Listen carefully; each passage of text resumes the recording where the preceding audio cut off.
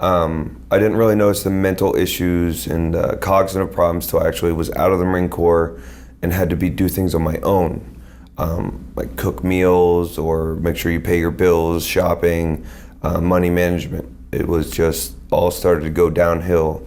Unfortunately, on top of that was the alcohol abuse, the drug abuse, not necessarily physical abuse of my spouse and loved ones, but more the mental abuse, the verbal abuse to them.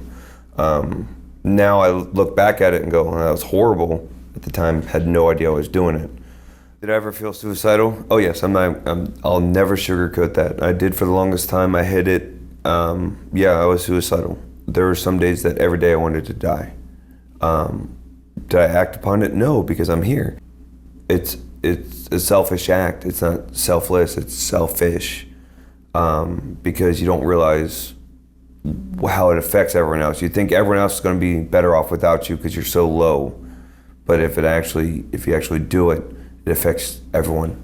It can affect it affects your family. It can even affect your community, depending on who you are.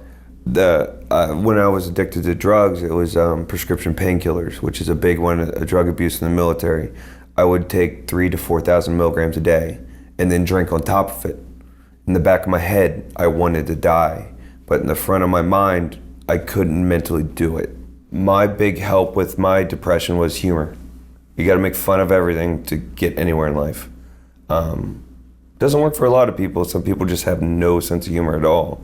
But good sense of humor, and eventually, through time, I've started building my own support group behind me, my friends, my family. They understood if I started drawing back from society, my life, started drawing back, they knew I was starting to get down, I would get down, and they would show up randomly at my house, go, let's go to the movies.